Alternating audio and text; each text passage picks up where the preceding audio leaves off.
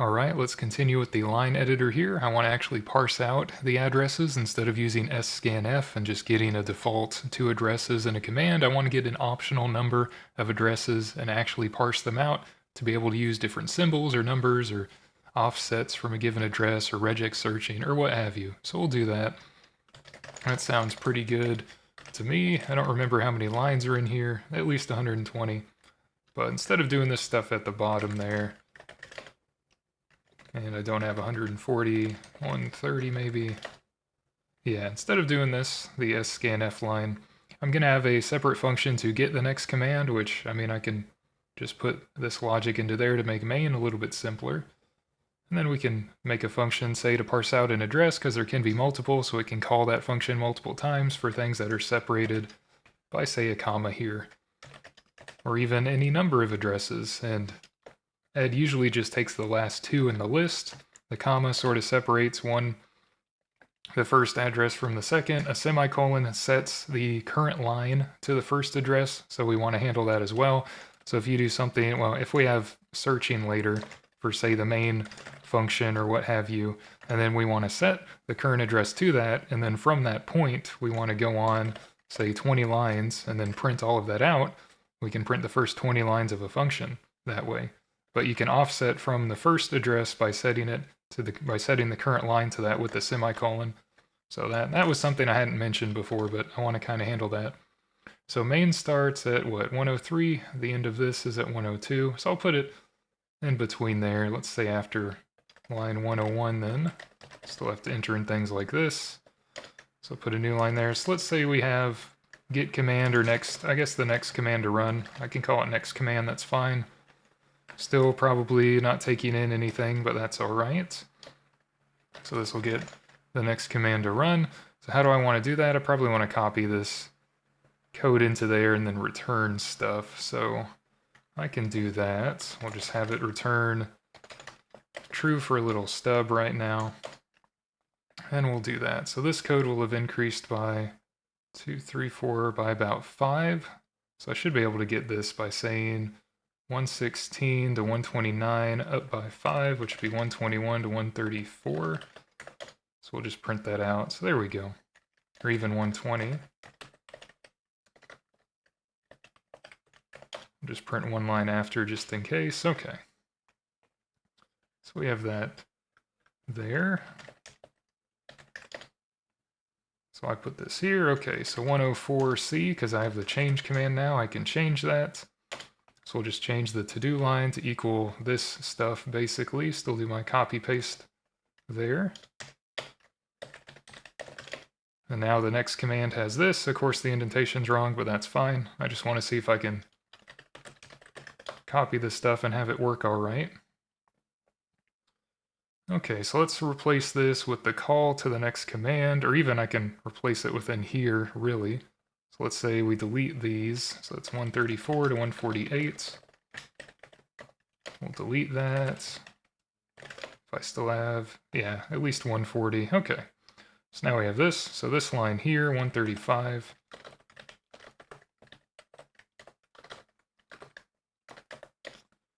All right, I'll change that. 135, 135, C. And we'll just say, if we couldn't get the next command, or if we couldn't get the next command, or we got the command but it's not valid, which that could be parsed out in here. It depends how you want to do things. But let's say if we couldn't get the next command, or we don't have a valid command to run, or we couldn't run the command, then we'd have the issue and we'd print the error text. That seems all right.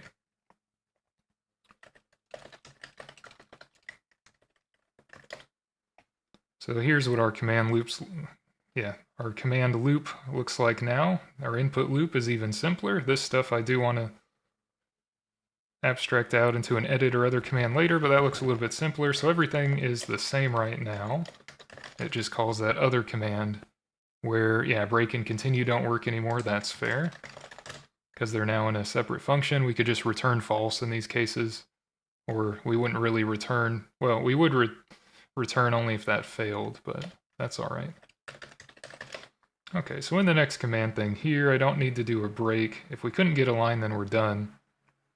I guess we're done with the whole program. If we can't get a line from standard in, we're not getting a command to run. That would make sense. So I could change that to probably just call command quit in this case, maybe. That would be all right.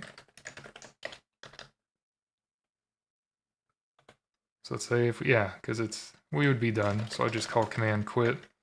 We could return that, really. It should call exit in there, so that's all right.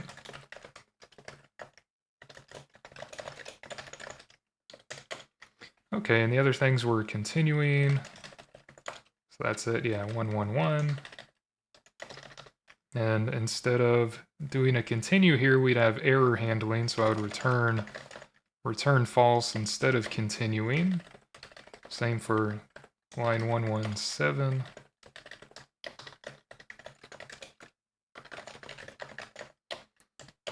All right. Okay, so these will return if we have issues. Of course, the line down there is going to print these. So if we get an error from this, we'll have a question mark in this, and then another question mark from the other one. But we'll fix that later when we have actual error handling in a better way than this, and the H commands are input. For right now, that will just do nothing but externalize the logic and do nothing different, but that's all right. So we should be able to, yeah, still print everything out. That works. We just externalize that. Okay, let's make something to actually parse this stuff out and then call it in here. So I'll do that again before next command. We'll add in just a comment for that, and it'll just say get next addresses, or maybe line range would be better. Get next line range and command to run. We'll just say that. That's at 103.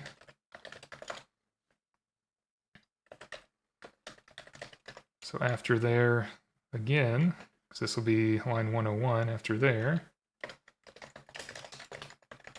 we'll say the next address we want to get. So the next address, let's say we're reading in input and command, so we can send it that input here, and the address of that, because I'll probably update it as we read an address to sort of consume the characters or the tokens in the line that we read in. So when we parse an address from that line, I'll probably send the address for the line that we're parsing addresses from to update it later within this function. And then I want to return an address, so I could either return it directly, or I can keep the error handling we're doing with the booleans. That's fine. I can probably just set the address with a pointer then, and that'll be all right. So the next address we get, I'll have a default that we set. We'll say -1 counts for no address as input, since 0 is a valid address. We can have -1 just be a case where we haven't filled anything out, and that's bad. That's an error case. Otherwise, we want to go and actually parse stuff out. So how would I do that? Let's say we could have an input here for the line that we're doing, or whatever. I mean, I called this S, so really I could call this line, and this could be S. Let's just do that. I'll call this like ln or line or something. And that'll be fine. And we'll fill these things out. Right now we'll do this. Okay, so 103, let's change that. Just call it ln.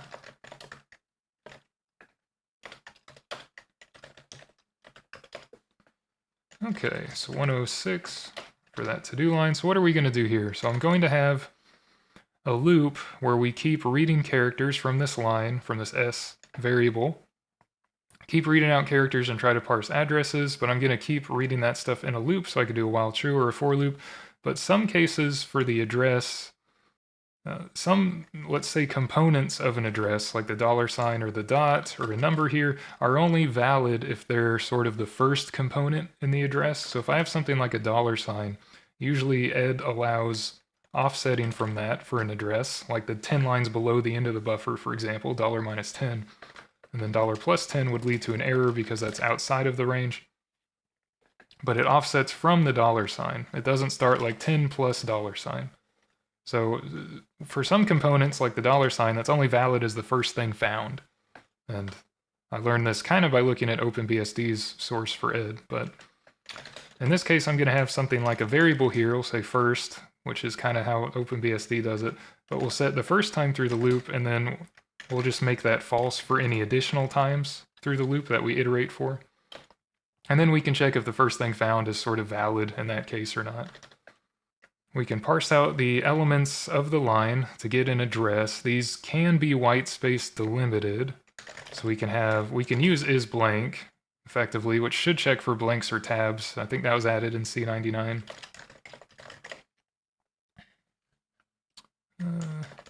Yeah, we have isblank there, which essentially, does that say anything? Checks for a blank that is a space or a tab. So we can do that, or we can write it in line, but that's fine. We'll need the C-type header, but that's okay. So we'll just say, while this character is blank, double pointer, it's a single pointer. Yeah, dereference will be a character. So while that's blank, we'll just skip the white space there. We'll have that, and then we'll switch on whatever character that is here. I don't know if I want to do that all the time. I could be lazy and just say this, which is fine. Okay, so let's say, what do we want to start with? Probably the $. The $, or the dot is pretty easy, so we can do that. So we have the address that is set. If it's not -1 at the end of this function, then it'll be a valid address. It'll be 0 or above. If it's -1 or below, it'll be invalid. So a $sign, we can set it to the last line in the buffer. The dot, we can set it to the current line, and that'll be okay. But we also have this first component here, so we can say if it's not the first thing, then that would be bad. We can return false. It needs to be first component and address. Otherwise, it is the first and we're good, so we can set this to, if we're the $sign, the last line in the buffer, else the current line in the buffer, $dot, and we can increment past it, and then we can break, however you want to format this. Sometimes I've seen break there, or I've seen break there, I don't know. Depends how you want to do your spacing and all, but that's fine. So other than a $, or a dot, we can have regex searching, which I'm going to do later. I just want to put it here so I don't forget. And I think also that needs to be first, so I can just do that here. But this will be a to-do case. Right now I'm going to put that. We'll worry about it later because I don't have any regex code right now. Okay, other than that, we can have numbers, we can have plus or minus. So maybe I want to do plus or minus here if I'm going with the characters first, so that's all right.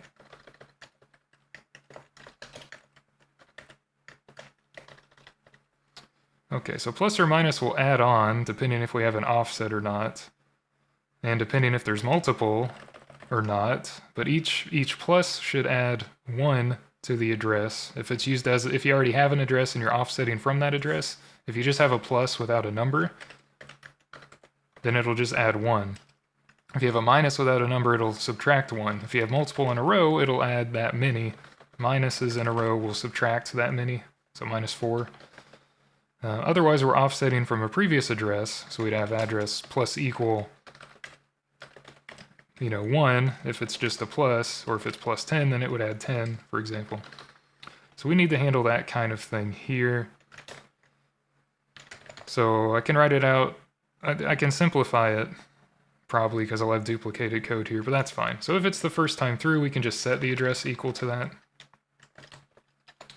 So set address equal to number, or plus -1, if single plus minus. Okay. So we can increment s. We can see if it's a digit or not. So this is also why I would need C-type, but that's fine. If it's not, or I can write my own functions for these. So if it's not a digit here, yeah, we skip blanks. Yeah, okay. I forgot if I pre-incremented by this point, but no. So if it's not a digit after the plus or minus, then we're just adding or subtracting 1.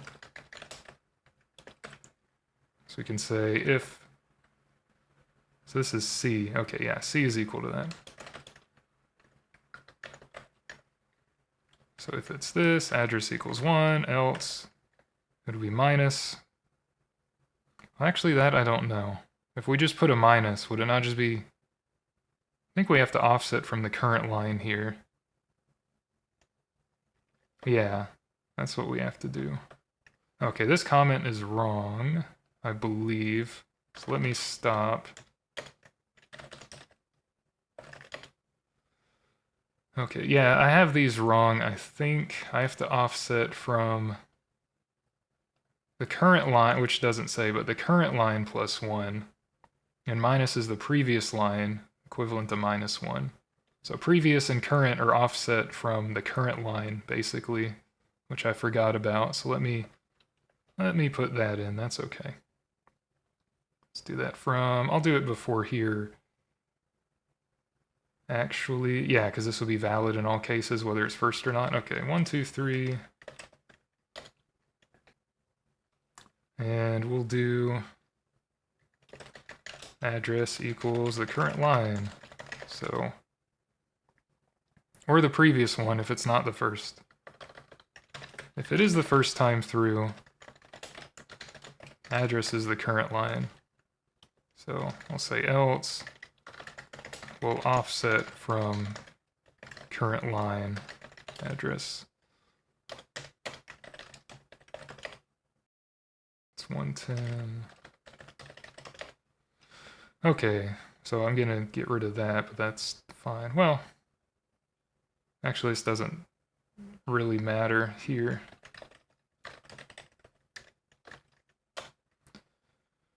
Okay, does this make sense? If we're going through the first time, we're parsing out the first part of an address. We haven't set anything yet, so it's -1.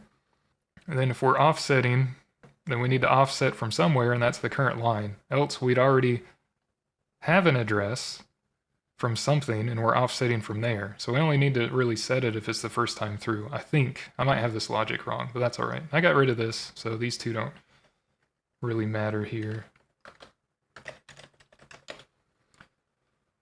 All right, so I'm going to change these lines. 124, 125. So for switch case, this line. All right. So we need the increment. So let's do set address plus equal, well, plus or minus 1. If single plus minus, else plus or minus, you know, number after the sign. That's overly complicated and doesn't make sense, but that's fine. We'll increment that. And if not is digit s, then we don't have a digit beyond the plus or minus, so we'll just plus or minus 1. So address plus equal. If it's a plus, we'll add 1. Else we'll add a -1 or subtracted 1. All right, else it is a digit, then we want to actually add that number in. So we can, yeah, we can offset from here by the number, which we can do, say, a to I, which would be all right. So let's say if C equals a plus here, we can just add a to I, which would be multiplied by +1 instead of -1, so that'll be all right. We're assuming it'll just be within an int here. I'm not doing string to L to keep it, I guess, similar to how they do it originally, but a to I is not a great function, but oh well. So we'll just add a to is, and if it's not a positive sign, then we want to also get a to is, but we'll negative that, and that's simple enough. And that'll offset from wherever it's currently set, which would be the current address if it's the first time through. And I think that's all I really have to do there. Well, I have to skip the rest of the digits here if this is true. So actually I should do that. So let's put that there, 127.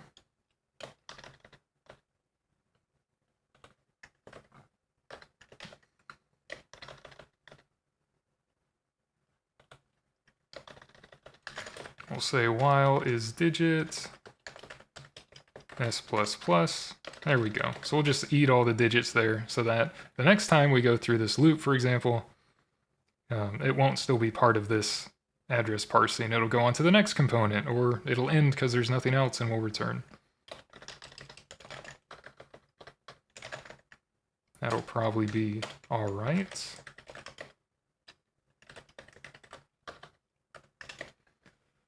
Okay, so we'll add in that there.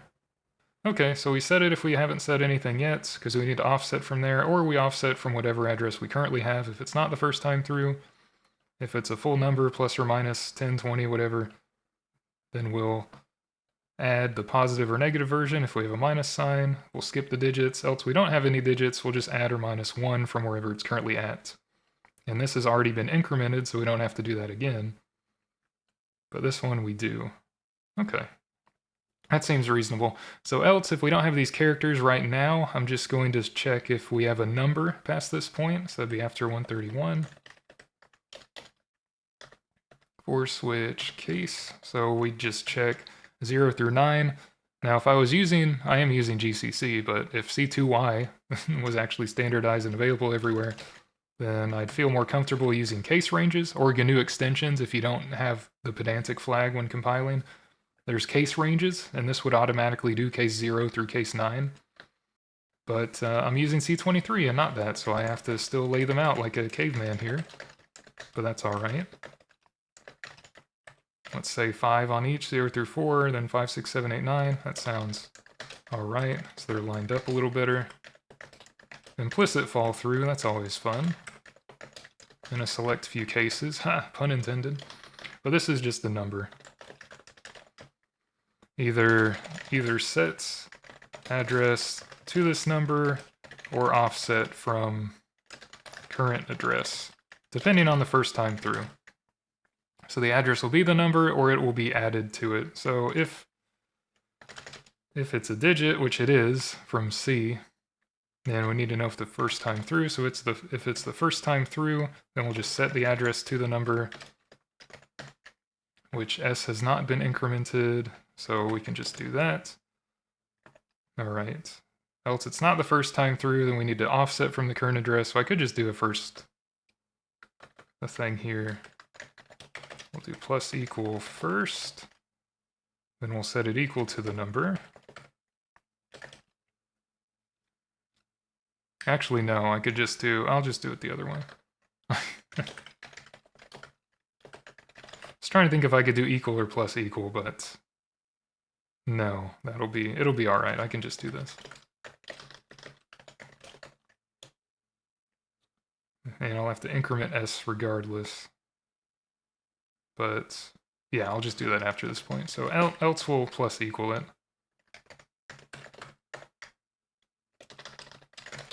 Then we'll do the same as for the offsets. We'll have while is digits.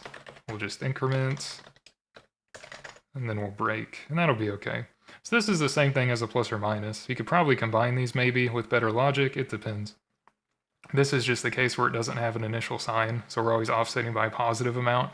If it has a negative sign in front of the number, it'll offset. Unless they're whitespace delimited, then it'll go through this case and then this case, which is that doesn't make much sense. You'll probably want to combine them. And do a negative number. If you whitespace delimit, it won't work. Although if you do multiple things in a row, minus, minus, minus, to go back 3 lines, that would work. It would just go through the loop 3 times, which is inefficient. I probably could have a case down here while it equals this, then keep going. But I didn't do that. Oh well. We'll have a default here, which is something that isn't supported. So by default, I'm just going to return false because it's not supported. Some address thing, I'll just say invalid or unsupported address component, for lack of better words. And I need to have actual error messages. I'm just putting return false as placeholders right now. But then we'd end the switch here. And then we'll end the for loop. And we'll see how that looks.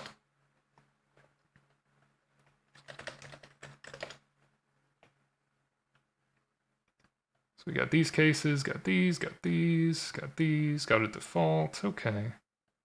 We have return true. I want to not do that unless we have a valid address. So after we're at 146, I can do.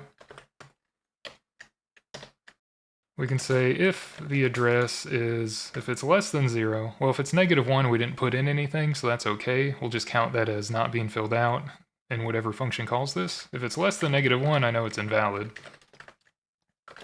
Or if it's greater than the last line in the buffer, it will be invalid. So the intermediate cases are okay. If it goes through the loop and it's calculating, and on a loop iteration, one of these two things is true, that's fine, as long as by the end of the loop, when we're done parsing the next address, it needs to be valid. So after doing everything there, if it's invalid, we'll return false. And I'll have an error message there later, else it'll return true.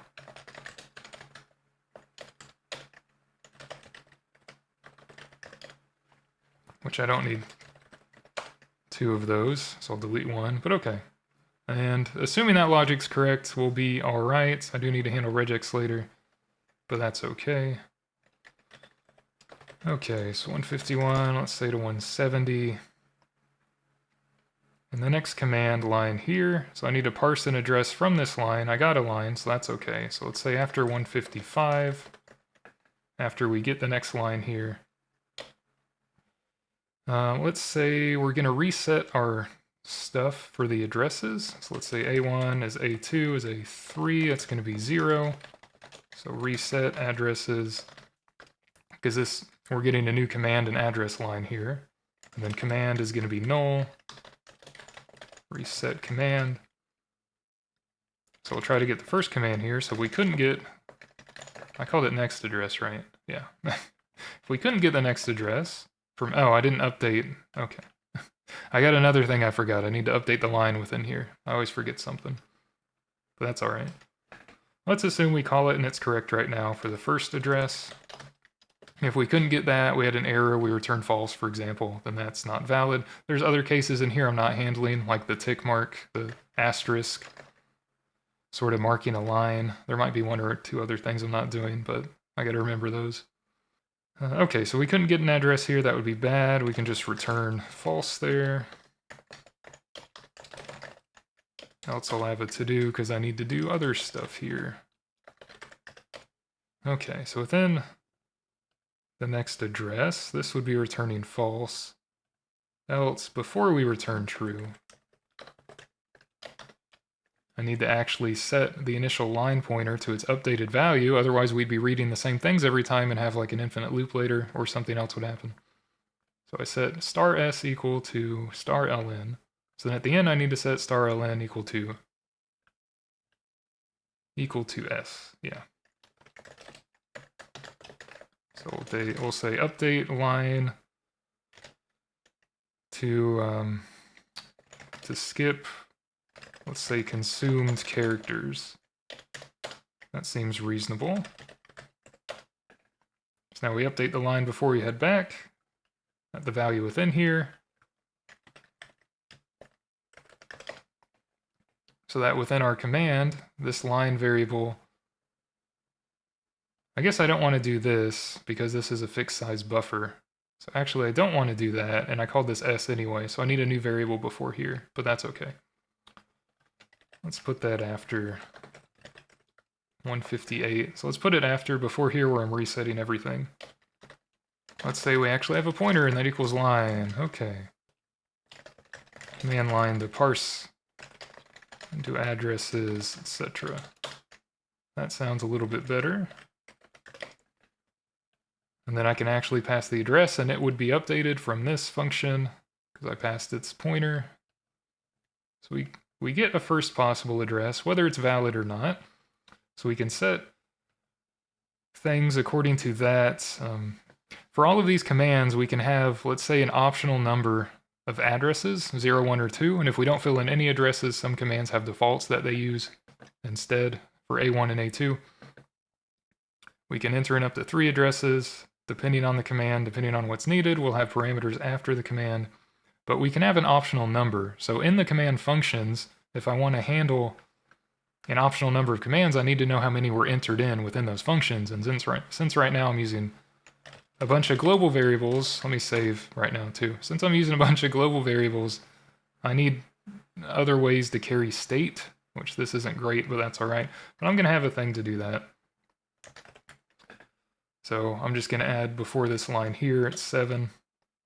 Let's add in a couple booleans, and I'll say we have an address, or we got an address. I don't know what sounds better here. Do we have, or I guess do we got that's Southern English. That's not proper English. So I'll say have, if we have A1 or A2. So we'll say have A1. I'm going to default these to false, although false is 0, and that should be correct in the BSS section. So no, it doesn't matter. We'll say have A1 and have A2, and eventually A3, so that seems all right. So I'll say, did we get addresses, or did we parse out addresses from the last command line read in? That seems reasonable.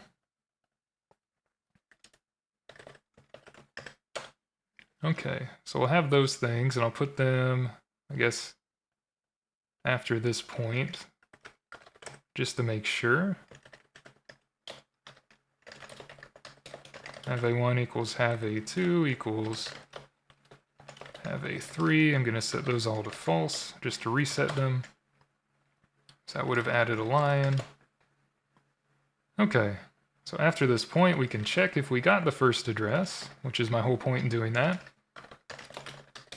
So have A1 would be, did we get an address or did we not? So if we got an address, this would be not equal or greater than -1, because if we had less than -1, it would be false. If it was greater than the last line, it'd be false. Else it'd be somewhere between -1 and the last line in the buffer. -1 is what I'm initializing this to signify we didn't fill out anything for the address. So if it ends at -1, we didn't get anything. So if it's greater than that, or if it's not equal to -1, that means we did get an address. So that's why I'm setting that there. And we read in a first, or I'll just say the first address. And then after that point, what do we want to do? We can read in multiple, and they can be separated by a comma or a semicolon. You can also input 0 addresses and just put a comma by itself, or a semicolon by itself. Or you can put in one of them and leave out the second, or you can just put in the second one and leave out the first, I think. So we have to handle those cases as well. There's different defaults for these addresses in each line. All right, so how can we do that? Let's have a for loop here. This should have updated the line past whatever the address was at. So S, after we read in an address, if we did 1, 2, S after reading in 1 should be at the comma, or the semicolon, whichever we're delimiting by. So let's say while it equals one of those two values, then we have multiple addresses we have to do. Have multiple addresses, also parse them out, or set defaults as needed for $. Okay. So how do we do that? Well, we need to be able to tell if we're reading in more than 2 addresses. So if we're going through the loop more than once, 1, 2, 3, for example, which would equate to 2, 3. But you can have more than 2 in a range that you input for a command. So this would change lines 2 and 3, but you can have more than 1, 2. So we need to be able to detect if we're multiple iterations in.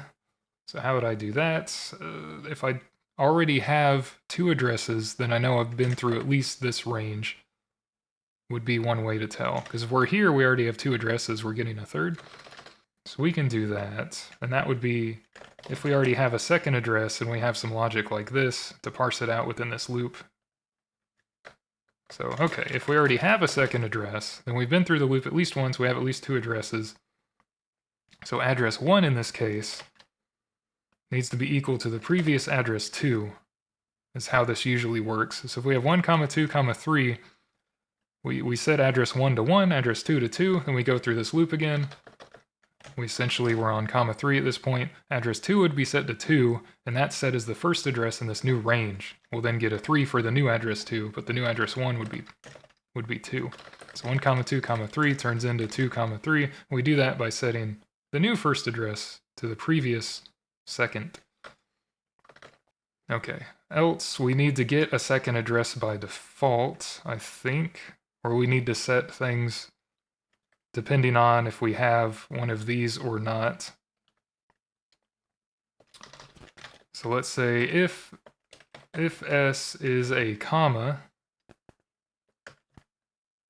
then we need to set some defaults, which this would be 1 through the last line if we have an address 1 or not. So I need to set some defaults if we have stuff on both sides of the comma, or just one side of the comma, or none on either side, as well as a semicolon, but I'll check that. Okay, so instead of doing that, let's change this a little bit and say if we don't have a second address yet and we don't have a first address, I need to set the first address. So let's say we do that. So if we don't have a first address here, then we need to set that. And if we have a comma, then the first address for defaults would be set to 1, because by default, just a comma by itself is 1 to the last line. If we have a semicolon, then it's not a comma, and we'd set this to the current line, because we'll have default, this by itself is 1 to the last line, else this is the current line to the last line. So that's what we're doing here. I'm setting the first value in this default, either 1 or the current line. They both go to the last line by default for the second address. But that'll be that. And then as well for these defaults, if we have a semicolon, then we need to set the current line equal to that to get the next range. So if we got an address and we have a semicolon, then the current line is set to that. So 1 semicolon 3 would set the current line equal to 1, and then the second line would be equal to 3, but we'd offset from the current line in the purposes of calling this next address function that I did before. So if s is semicolon, the current line equals the address we just got. All right, and then we have sort of checked this value here, so we can offset from that. So skip over comma or semicolon, and then we can get the second address, or get next, we'll say get next address 2. Yeah, we can get the next second address here. So I do this similarly to how I got the first one, which would be if we get the address, but for address 2, and then have A2 would be address A2 greater than -1. Did we read in the address?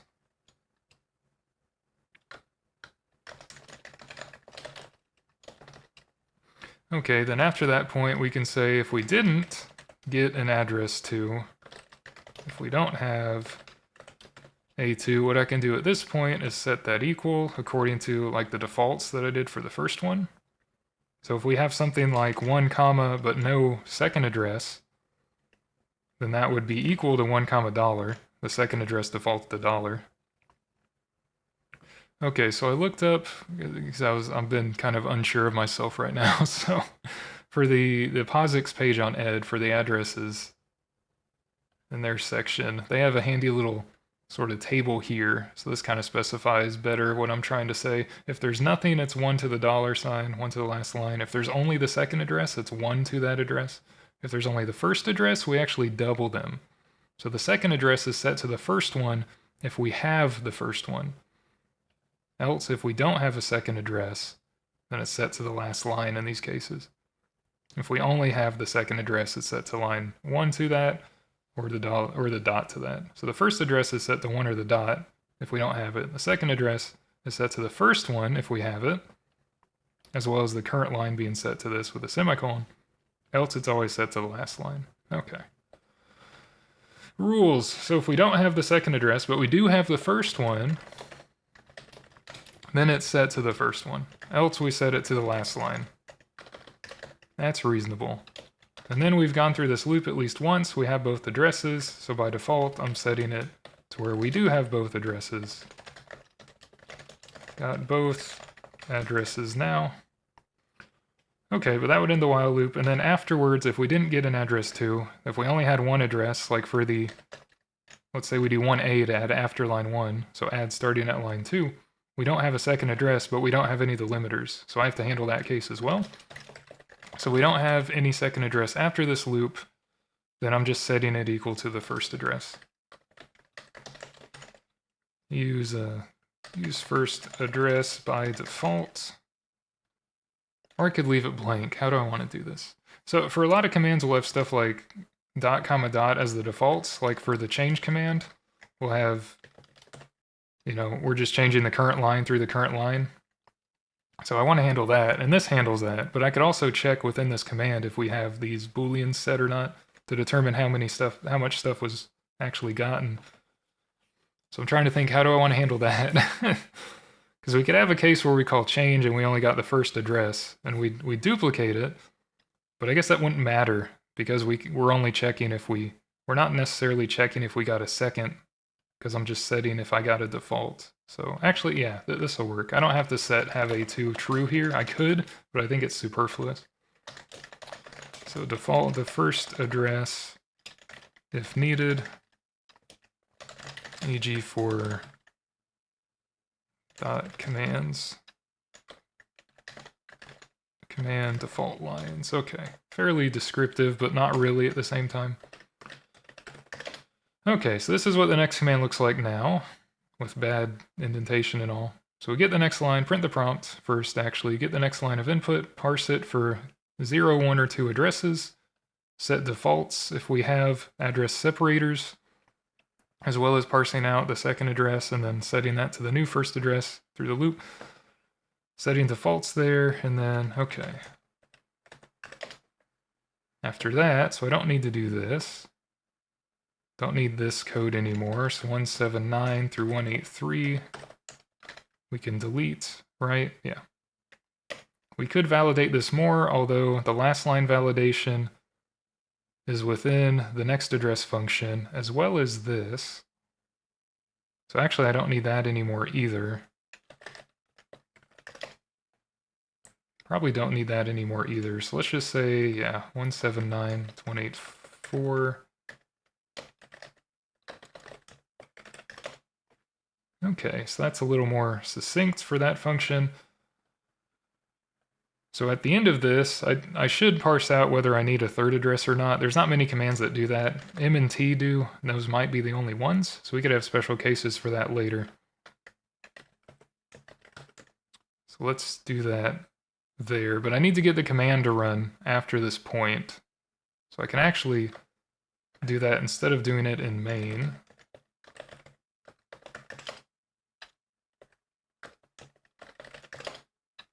Okay, I guess I don't have that much in main. I guess not. Instead of checking this here, I could check this value within the next command function. Running it, I can run the command here, but I can check it within here. Probably at this point, that seems right, because I've read in the addresses. Now after the addresses, we have a command. It might still be white space delimited, but that's okay.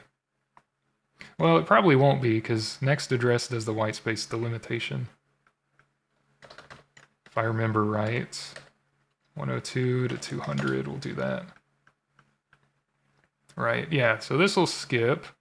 So if we read in an address and we don't have anything else before the command, it'll still skip whitespace first. But none of this will matter. Oh, I guess default will return false, so never mind. That's actually not great. I guess I don't want to do return false. I probably just want to not do anything there. Never mind. Let's not do that.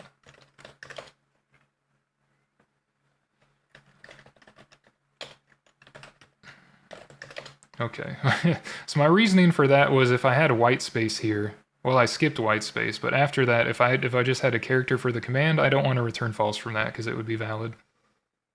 I thought I deleted this 141. I guess I had two. I didn't do that correctly, apparently. Oh well.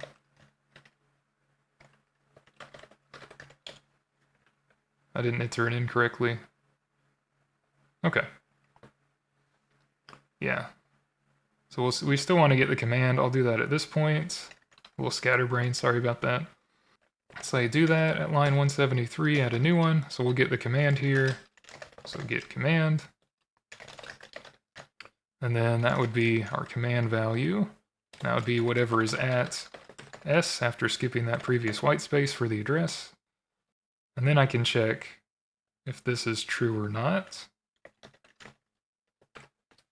We'll say if that's not valid, we'll return false. Invalid or unsupported command.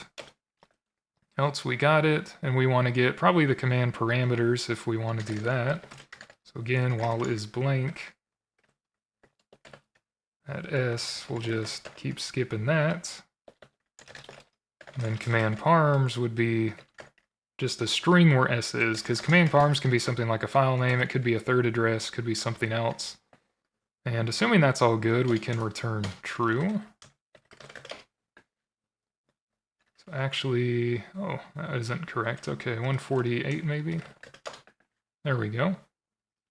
So we're parsing out all the addresses for this function. We're getting the command, we're getting the parms for that command. After that, I'll leave it to do, well, I probably don't need that actually.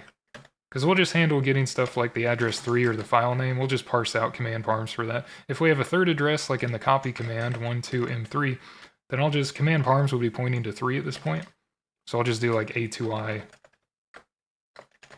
on command parms to parse out a possible third address in those functions. Okay, but that's parsing out the command and the addresses. Let me write the changes and fix compile errors, as they always happen. I don't have nested functions, that's true. I forgot, I need to add in that. I'll just add that after standard lib. So we'll just include ctype.h, and that'll be used for, yeah, is, I should be adding these things in like in comments, but is digit, is blank. That's what I'm using these for right now. Else I still have a bunch of issues. The terminating null is not for that. The other stuff's messed up probably from that. This I need a question mark. I got a bunch of issues here. Okay, 114 mainly.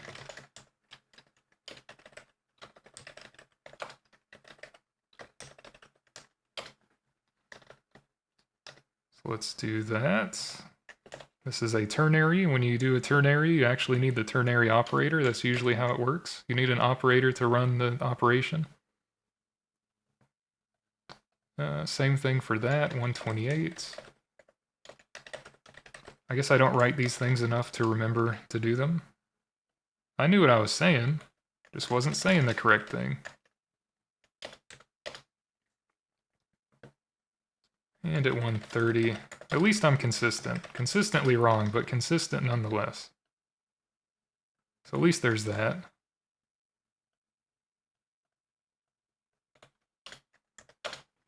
Okay. Bool, no nested functions. Well, I fixed the other stuff, so this is also wrong. 156.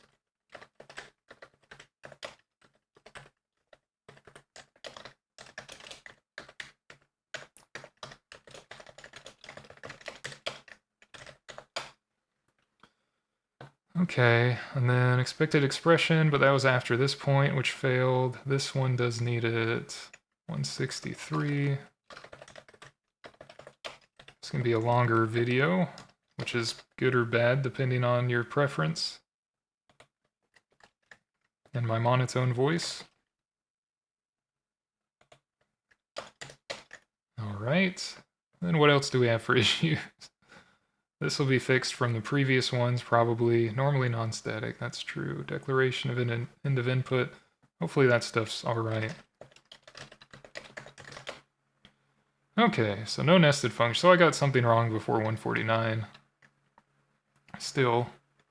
And it says main is wrong, which is not normally helpful.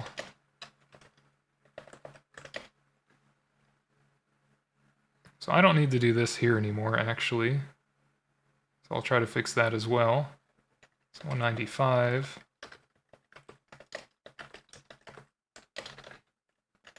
So I did want to fix that. If we couldn't do the next command, Or we couldn't run the command because that'll have, next command has this check within it. And we'll just do that. So that's a little bit simpler because that's within the next command function here. Okay, I don't remember what the issue was. 149 forbids nested functions. Okay. Forgot I could page up and page down. I just remembered that terminal emulation. That doesn't count as an input like an arrow key does. Page up, page down doesn't for some reason. So why does it say this is invalid? Oh, because I don't have my break. I did delete an extra line that I didn't mean to, that's why. So 141. That's why. So what do I need? I need 1, 2 indentations. To end that switch, that was my bad. Yeah, the next address here, I actually need to end the switch for that to count as ending. It'd be cool if the compiler said end your switch and not just when it realized the 4 was broken, it thought all this other stuff was part of that. I guess that's hard to tell for a compiler, but it should know. It should just know these things. Parse next address out from input line. Add a command for that. All right, or a comment rather. There we go. Okay, so let's see if it breaks or if it works or not. Probably doesn't work. No, I get an infinite loop, or it otherwise breaks. Okay. That's where debugging comes in. Do I actually have debugging on this? Probably not. Well, I can't do that anymore, can I? Okay, I'll have to use ed to fix my ed. I did just add in a little macro thing to set the copy or remove commands in case I forgot and tried to run this on Windows, but anyway. So 3, let's change that. Just add everything, and I didn't mean to do that. Okay. Let's add everything, not including the ending new line, and I'll add G. I think G3 is the most info, so I'll do that. GDB, what is it? Args, line.c. Did I make it? Yeah.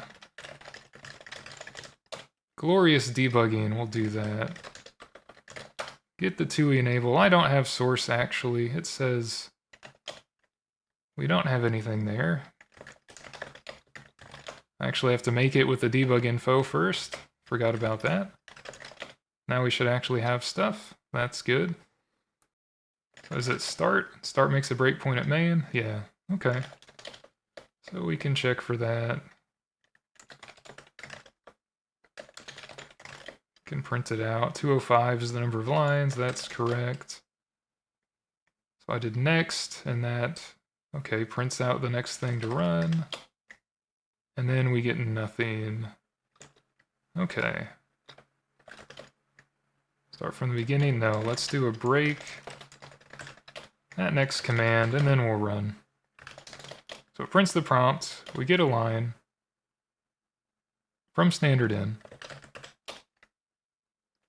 I have to reset the things, of course. So if we got a line, we should be able to tell our line is 1, 200 with a new line and then nothing. Those things are reset. Character S is there. Let's step into next address. S is 1, 200 with the end command while it's blank. Nothing's blank. C is a 1 because it's 1 comma. Okay, so address is set to 1 and then we break and then it gets the next thing while it's blank. C is the comma. And while it's blank is not there. Oh, it tries to get it infinitely because it's not blank and it's not any of the other things. So I should just do a break there. Okay, that makes sense. But anyway, yes. Okay, so how do I use ed to fix my ed for my infinite loop nonsense? So how do I end when I haven't done any of these things? if I just do a break for a default case like I had before, I didn't want to return false, but if I just did a break, it would still go through and do this infinitely. So actually I want to exit here. So I can do something else by having a label. I'll type it in like I would do, but this is going to give me an error. Probably because it doesn't work like that. So 142A. Actually, that did count. That's interesting. I didn't think regular ed would allow that, but alright. So after line 142, which is here, I'll add a new line. And then what do I need? I need 1, 2, 3 indentations. We'll have a default case, and here instead of breaking, we'll just go to a done label. No more address components, leave, loop. And then I don't need a break here, but I'll have that anyway. So I'll have that here, and then before, yeah, I'm in the address thing. Before here, we'll put that labels, 149. We'll put the done label.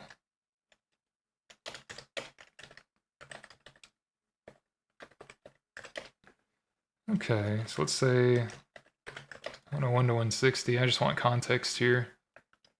So after we're done, nothing else. Then we'll check that return. Okay. Does it work now? Probably not. Oh, it does work now. Cool. Okay, 1200 in.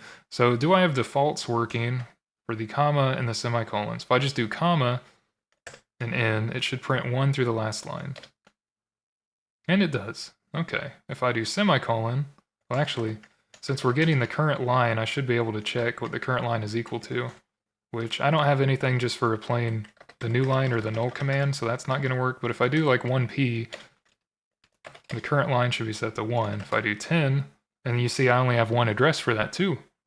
1, 1p is what that evaluated. 10, 20n, that should be set to 20. So we have that thing. We can check what the last line is now. So we have this other stuff that actually works. I don't have regex searching, but that's fine. I can just print one line at a time. 20p, then I should be able to just change things now. So if I say 5a, add after line 5. So garbage line to change,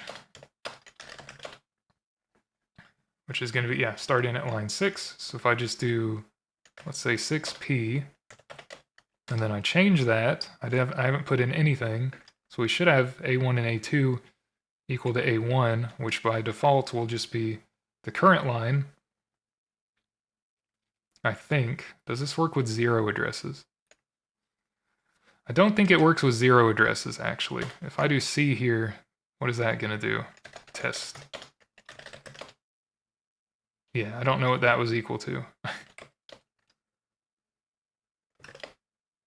So that's not great. It might not have done anything, but okay, I'm just going to quit. So I can quit without doing anything, which is nice. I should be able to write. By default, it'll write everything out as well, which I should give a byte count is how ed usually works, but I didn't. But did writing everything work? That did. Okay, cool. So optional addresses are a go. The only issue is that I'm not handling that within these functions, so I can do that before I end the video, which is going on too long already, probably.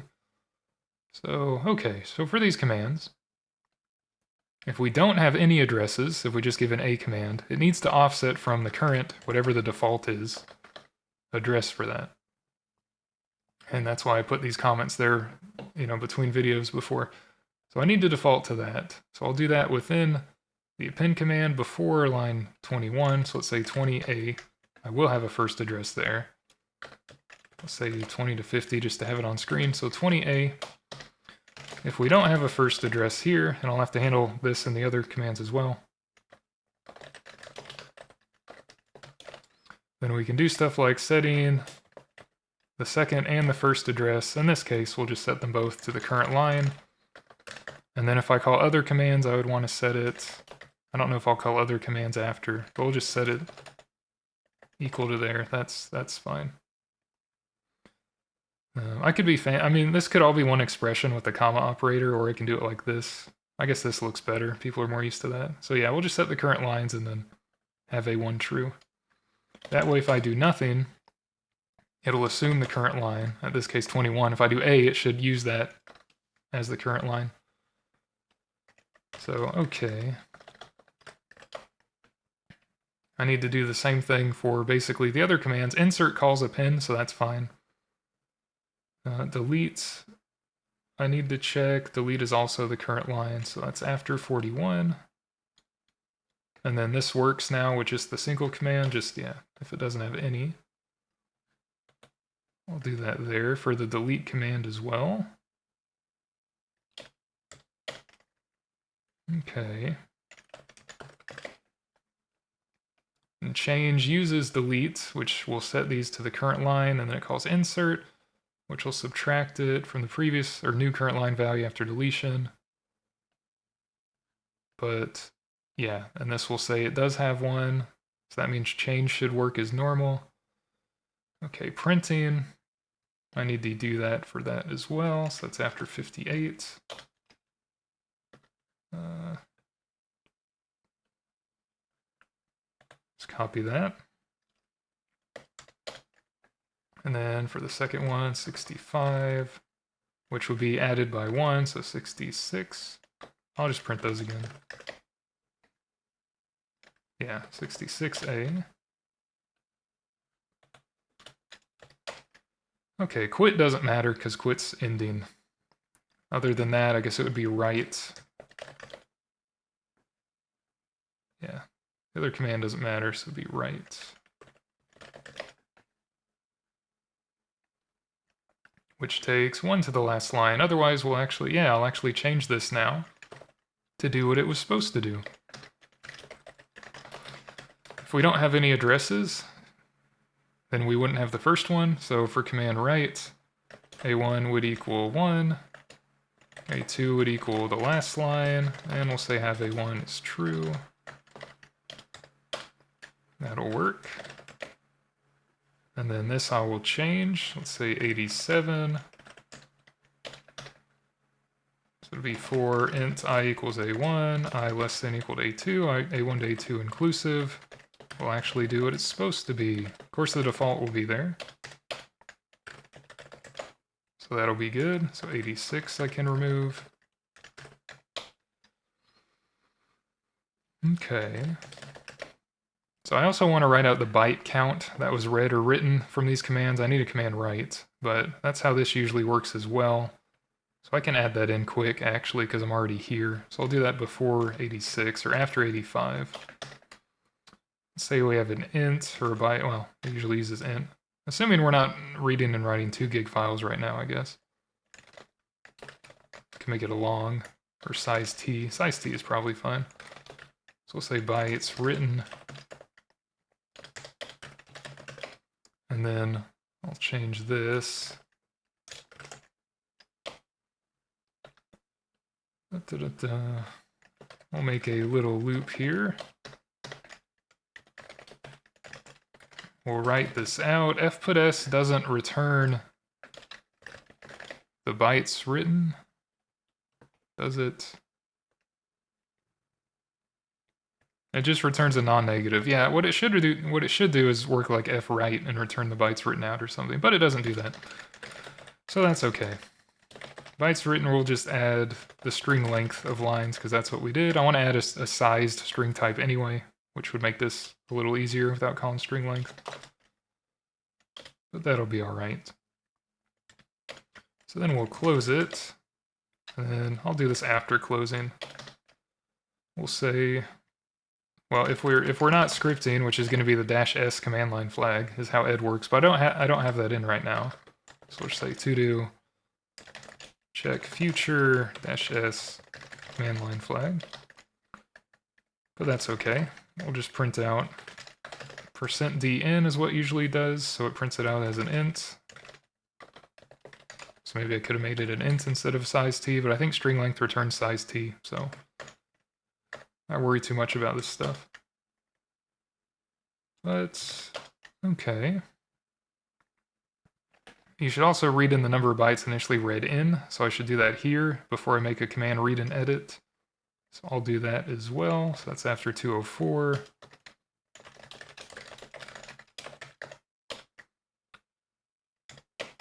And then 206, let's change that.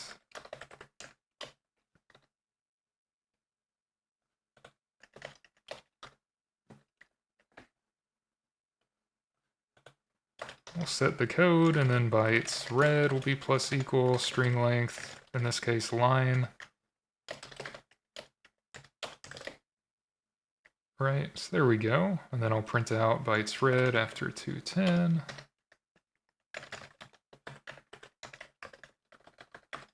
Similar to the bytes written.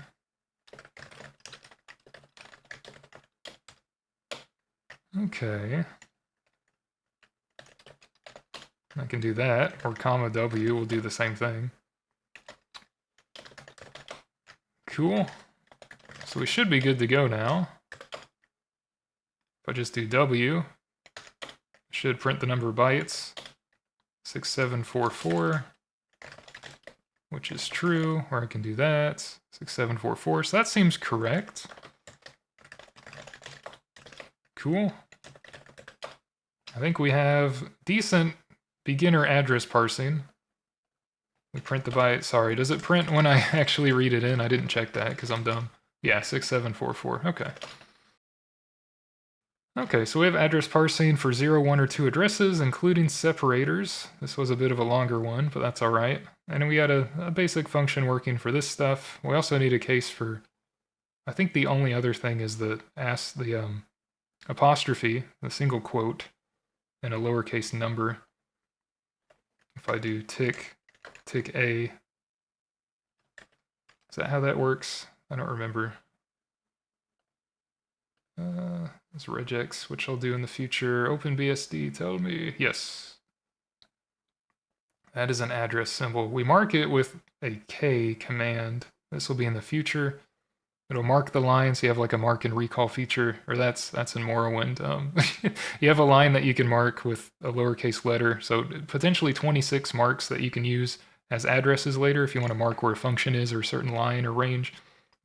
Then you can use those in future addresses. So I'm not handling that right now, and I need to, but that won't be too hard to add in. But that's at least the last character I need to add. Other than these, this is an extension for the percent sign, and I'm not going to do hat because I already have minus. I think that's dumb, but that's my personal ignorant opinion.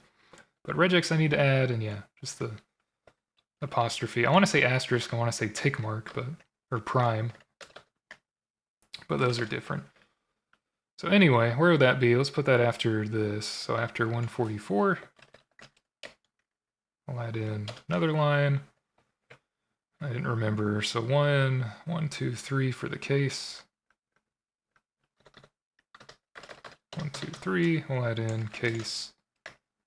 So that needs to be escaped. We'll add in a tick mark.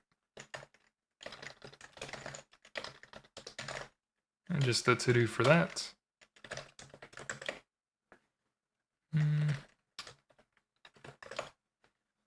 Yep, right there. Okay. Seems reasonable. So now we can do that kind of stuff. Hey, so we got addresses worked out. So that's cool. That's a lot closer to regular ed. So what would be the next thing to do? I may add a to-do file. That would be good. But maybe the file to set a new file name. And maybe the E for editing a file to reset the buffer and do that. And a read command to go along with write. So I'll either do those commands, they're kind of interchanged. Maybe do the exclamation mark to call out to the shell. Possibly changing to not use a fixed size buffer would be good, using a basic arena and a couple helper functions for that to grow and shrink and free the memory instead of just the fixed size line array, as well as a string type for, you know, the length and the data for a line or something like that. Although I usually like putting the pointer first so I can do other aliasing stuff with it, but yeah, I'll figure out something to do on the next one. Thanks for watching. Appreciate it. It's a little longer one for me, but that's all right. And yeah, I'll see you on the next one. So cheers.